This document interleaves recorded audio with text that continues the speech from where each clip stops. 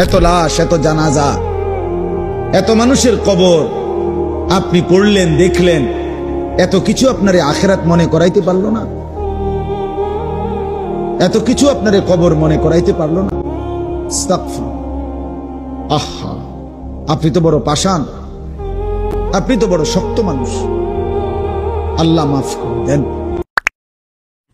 একটা নারী দরকার, এই তো না? নারীর প্রতি আগ্রহ আছে, মহব্বত আছে, আকর্ষণ আছে, ভালো কথা। এটা পূরণের জন্য আল্লাহ স্ত্রী যথোপযুক্ত সময়ে ইন্তজাম করেছে। মানুষ এক নিঃশ্বাস পানি সময়ের আগে পান করতে পারে না। কথা বোঝেন না? কত জায়গায় আমগো তুমি, কত জায়গায় কত বার্তায় দেখো, সারা দিন বয়ান কইরাও আমি অনেক সময় আছে হোটেলে গিয়ে ভাত খেয়েছি, সময় মিলাইতে পারছি না। তো তাহলে সুখের সাগরে যে ভাসতেছে সেও মরে যাবে, দুঃখের পাহাড়ে যে সেও মরে যাবে, ঠিক না? জীবনে কোনোদিন দুঃখ ছাড়া সুখ দেখে নাই যে তারও মৃত্যু হবে। জীবনে কোনোদিন এক সেকেন্ডের জন্য যার কোনো দুঃখ নাই সেও মরে যাবে, মরে যাবে। এই হাসিও স্থায়ী না, এই কান্নাও, কথা বলেন না, দুনিয়ার হাসি স্থায়ী, দুনিয়ার কান্না স্থায়ী, কোনোটাই স্থায়ী না।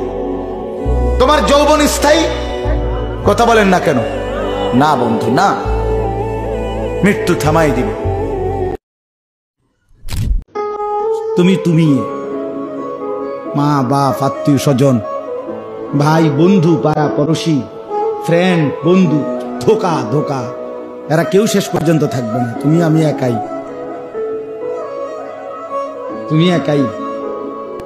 হয় তোমার বাবা আগে কবরে যাবে, অথবা তুমিও আগে কবরে যেতে, দেখা হবে না। তোমার কবর তুমি একাই, তোমার একাই ফেরেশতার মুখোমুখি হইতে হবে, একাই হাসরের ময়দানে দাঁড়াইতে হবে। নওজোয়ান, তোমার মতো বয়সীও তো কত মানুষ কবরে আছে, আছে না? সে মরলো কেন ভাইয়া? বেকুব দেখে না? তুমি চালাক দেখে মরো না? না,